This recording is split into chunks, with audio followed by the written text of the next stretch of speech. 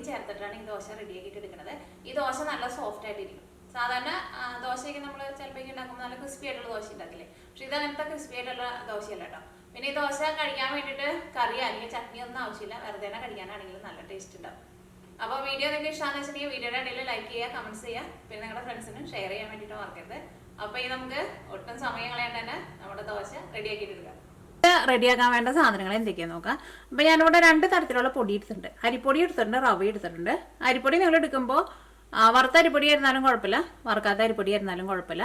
റവ ഞാനിവിടെ എടുത്തേക്കുന്നത് വറുക്കാത്ത റവയാണ് എടുത്തേക്കുന്നത്. പിന്നെ ഇതേപോലത്തെ ഒരു വലിയ കഷ്ണം ക്യാരറ്റ് എടുത്തിട്ടുണ്ട്. ഇത് അത്യാവശ്യം നല്ല വലിപ്പമുണ്ട് കേട്ടോ.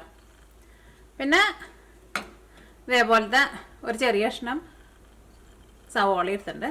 സവോളയ്ക്ക് പകരം നിങ്ങൾക്ക് ചുവന്നുള്ളി വേണമെന്ന് വെച്ചിട്ടുണ്ടെങ്കിൽ ചുവന്നുള്ളിയും ചേർക്കാം. പിന്നെ ഈ ദോശയ്ക്ക് ചെറുതായിട്ട് ഒരു എരിവും പിന്നെ കുറച്ചും കൂടി നല്ലൊരു കളറും കിട്ടാൻ വേണ്ടിയിട്ട് ഞാനിതിലേക്ക് മുളക് പൊടിയും ചേർക്കുന്നുണ്ട്.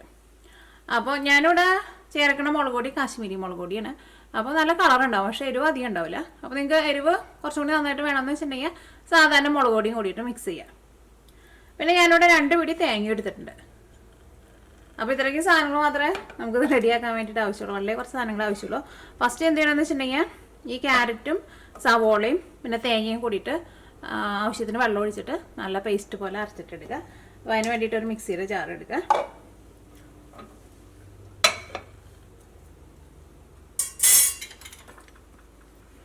ഇതിലേക്ക് ക്യാരറ്റ് ചേർക്കുക.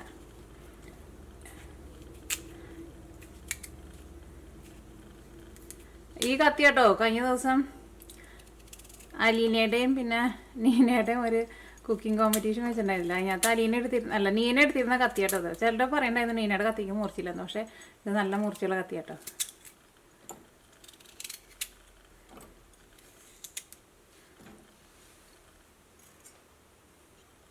ഇതിലേക്ക് സവോള ചേർക്കാം.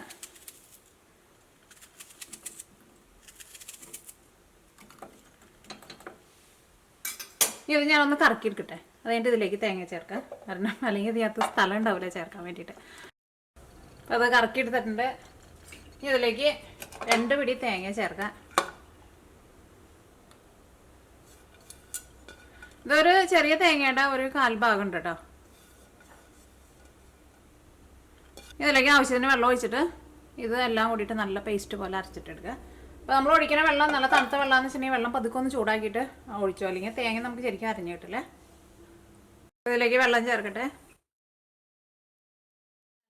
പേസ്റ്റ് പോലെ അരച്ചെടുക്കുക. അപ്പോൾ ഇത് നല്ല പേസ്റ്റ് പോലെ അരച്ചെടുത്തിട്ടുണ്ട്. ഇതിലേക്ക് നിങ്ങൾക്ക് നമ്മൾ മുളക് പൊടിയാണല്ലോ ചേർക്കേണ്ടത്. അപ്പോൾ മുഴുവനായിട്ടുള്ള ഉണക്കമുളക് ചേർത്ത് ഇതിൻ്റെ കൂടെ അരച്ചാലും കുഴപ്പമില്ല കേട്ടോ. അപ്പോൾ ഈ ജാറിൽ നമ്മൾ ഇനി വെള്ളം ഒഴിച്ചിട്ട് ഇതിലേക്ക് ചേർക്കും. കാരണം ഇത് നമുക്ക് റവയും പിന്നെ അരിപ്പൊടിയും കൂടിയിട്ട് മിക്സ് ചെയ്യണം. ഇതിലേക്ക് ഞാനിവിടെ ഇതിനകത്ത് ഒഴിക്കുന്നത് ഏകദേശം അളവിൽ ചേർക്കാം. പിന്നെ നമുക്ക് ലാസ്റ്റ് വെള്ളം വേണമെന്ന് വെച്ചിട്ടുണ്ടെങ്കിൽ അതനുസരിച്ചിട്ട് ചേർക്കാമല്ലോ. ഇതിലേക്ക് 1 കപ്പ് അരിപ്പൊടി ചേർക്കാം. 1 കപ്പ് റവയും 1 കപ്പ് അല്ലട്ടോ അരിപ്പൊടി ചേർത്തത്, 1/2 കപ്പ് അരിപ്പൊടിയും ചേർത്തു. ഇനി 1/2 കപ്പ് റവയും ചേർക്കാം. 1/2 കപ്പ് റവയും ചേർക്കാം. എരിവിന് വേണ്ടിയിട്ട് മുളക് പൊടി ചേർക്കുക. അപ്പോൾ ഞാനിവിടെ ചേർക്കുന്നത് കാശ്മീരി മുളക് പൊടിയാണ്. എരിവ് തീരെ ഉണ്ടാവില്ല, പക്ഷെ നല്ലൊരു കളർ കിട്ടും. ദോശ നല്ല കളറിലിരിക്കുകയെന്ന് വെച്ചിട്ടുണ്ടെങ്കിൽ കാണാനും നല്ല ഭംഗിയുണ്ടാവും. അപ്പോൾ നമുക്ക് കാണുമ്പോൾ തന്നെ കഴിക്കാനും തോന്നും. ഇതിലേക്ക് ആവശ്യത്തിന് ഉപ്പ് ചേർക്കുക. ഇതെല്ലാം കൂടിയിട്ട് മിക്സ് ചെയ്ത് കഴിഞ്ഞിട്ട് പിന്നെ നമുക്ക് വെള്ളം വേണമെന്ന് വെച്ചിട്ടുണ്ടെങ്കിൽ വെള്ളം അതനുസരിച്ചിട്ട് ചേർക്കുക.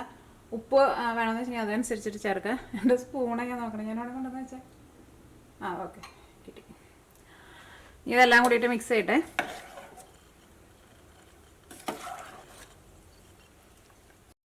ഈ തേങ്ങയൊക്കെ ഉള്ളതുകൊണ്ട് തന്നെ ഈ ദോശ കൊണ്ട് മുരിഞ്ഞ് വന്നു കഴിയുമ്പോൾ കഴിക്കാൻ വേണ്ടിയിട്ട് നല്ല ടേസ്റ്റ് ആയിരിക്കും. അപ്പോൾ നമ്മുടെ മാവ് കുറച്ച് ടൈറ്റായിട്ടല്ലേ ഇരിക്കുന്നത്. അപ്പോൾ ഇതിലേക്ക് നമുക്ക് അതനുസരിച്ചിട്ട് വെള്ളം ചേർക്കാം.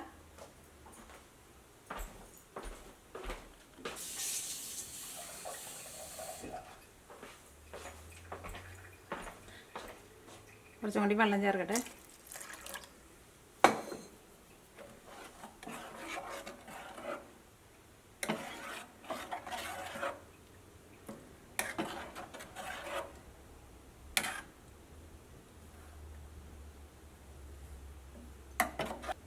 ഈ മാവ് നമുക്കൊരു 10 മിനിറ്റ് റെസ്റ്റ് ചെയ്യാൻ വേണ്ടിയിട്ട് വെക്കാം. 10 മിനിറ്റ് കഴിഞ്ഞ് കഴിയുമ്പോൾ ഇതിലേക്ക് നമ്മൾ റവ ചേർത്തിട്ടുണ്ടല്ലോ, അപ്പോൾ ഇതൊന്നും കൂടി ഒന്ന് തിക്കായിട്ട് വരും. അപ്പോൾ അങ്ങനെ തിക്കായിട്ട് വരണമെന്ന് വെച്ചിട്ടുണ്ടെങ്കിൽ നമുക്ക് അതനുസരിച്ചിട്ട് വെള്ളം ചേർത്ത് കൊടുക്കണം. കാരണം ഒരു ദോശമാവിൻ്റെ പരുവത്തിൽ വേണം കേട്ടോ നമുക്ക് എടുക്കാൻ വേണ്ടിയിട്ട്. അപ്പോൾ ഇത് 10 മിനിറ്റ് റെസ്റ്റ് ചെയ്യാൻ വേണ്ടിയിട്ട് നീക്കി വയ്ക്കാം. അപ്പോൾ മാവ് ഞാനിവിടെ ഒരു 10 മിനിറ്റ് റെസ്റ്റ് ചെയ്യാൻ വേണ്ടിയിട്ട് വെച്ചിട്ടുണ്ടായിരുന്നു. ഈ മാവ് എടുത്തിട്ട് നമുക്ക് ദോശ റെഡിയാക്കാം. ഞാനിവിടെ ദോശക്കല്ലിലാണ് ഉണ്ടാക്കുന്നത്. ദോശക്കല്ല് തന്നെ വേണമെന്നില്ല കേട്ടോ. നിങ്ങൾ ദോശ ഉണ്ടാക്കണ ഏത് ടൈപ്പ് പാനായിരുന്നാലും കുഴപ്പമില്ല. കുറച്ച് ഓയിലൊന്ന് തൂത്ത് കൊടുക്കട്ടെ. ഈ ദോശ നമ്മളിങ്ങനെ നല്ല കനം കുറച്ചിട്ട് ഇങ്ങനെ നമ്മൾ മസാല ദോശയൊക്കെ ഉണ്ടാക്കില്ല, അതേപോലത്തെ ദോശയായിട്ടല്ല കേട്ടോ ഉണ്ടാക്കുന്നത്. അപ്പോൾ നമ്മുടെ പാൻ നന്നായിട്ട് ചൂടായിട്ടുണ്ട്. ഈ മാവ് നമ്മൾ ഓരോ പ്രാവശ്യം ഒഴിക്കുമ്പോഴും മാവ് ഇതേപോലെ നന്നായിട്ട് മിക്സ് ചെയ്തിട്ടാണ് ഒഴിക്കാൻ വേണ്ടിയിട്ട്. അല്ലെങ്കിൽ മുകളിൽ മാത്രം വെള്ളം തെളിഞ്ഞേക്കും. ഇതിൽ നിന്ന് ഓരോ സ്പൂൺ എടുത്തിട്ടാണ് ഒഴിക്കുന്നത്.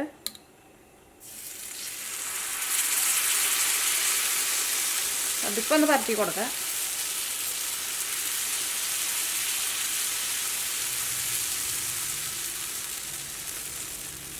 ദോശ മൊരിയാൻ വേണ്ടിയിട്ട് ഇതിൻ്റെ മുകളിലേക്ക് കുറച്ച് ഓയിൽ ഒഴിച്ച് കൊടുക്കുക. തീ പതുക്കെ ഒന്ന് കുറച്ച് വയ്ക്കുക. ഇത് മൂടി വയ്ക്കണ്ട കേട്ടോ. ഒരു സൈഡ് മൊരിഞ്ഞ് കഴിയുമ്പോൾ മറ്റേ സൈഡും തിരിച്ചിടുക. അതിനകത്ത് നമ്മൾ തേങ്ങയും പിന്നെ സോളയൊക്കെ ചേർത്തിട്ടുണ്ടല്ലോ, അതെല്ലാം കൂടിയിട്ട് അങ്ങോട്ട് മുരിഞ്ഞ് വന്നു കഴിയുമ്പോൾ നല്ല ടേസ്റ്റ് ആയിരിക്കും കഴിക്കാൻ വേണ്ടിയിട്ട്. ഞാനിപ്പോൾ ഒരു മീഡിയം ഫ്ലെയിമിലാണ് ഇട്ടേക്കുന്നത്. അപ്പോൾ നമ്മുടെ ദോശ ഒരു സൈഡ് നന്നായിട്ട് മുരിഞ്ഞിട്ടുണ്ട്. ഇനി നമുക്ക് മറ്റേ സൈഡും തിരിച്ചിടാം. ഇനി രണ്ട് സൈഡും നന്നായിട്ട് മുരിഞ്ഞ് വരണം. അപ്പോൾ ഈ സൈഡ് നന്നായിട്ട് മുരിഞ്ഞിട്ടുണ്ട്. ഒന്നുകൂടി ഫോക്കസ് ചെയ്തിട്ട്. അപ്പോൾ ഈ സൈഡ് നന്നായിട്ട് മുരിഞ്ഞിട്ടുണ്ട്.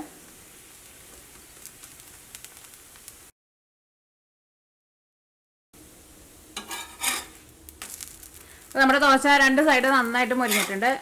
ഈ ദോശ ഒരു പ്ലേറ്റിലേക്ക് മാറ്റാം.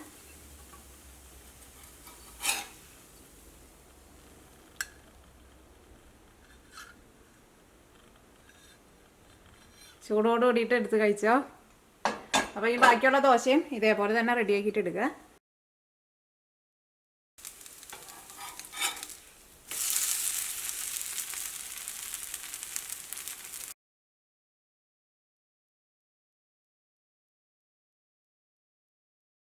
നമ്മുടെ ഇവിടെ ദോശ റെഡി ആയിക്കൊണ്ടിരിക്കുകയാണ്.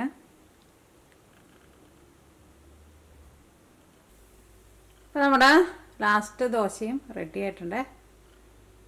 അപ്പോൾ ഇത്രയ്ക്ക് മാവ് വെച്ചിട്ട് ഞാനിവിടെ ഒരു 12 ദോശയായിട്ട് ഉണ്ടാക്കിയത്. അപ്പോൾ ദോശ നിങ്ങളെല്ലാവരും ട്രൈ ചെയ്ത് നോക്കാം.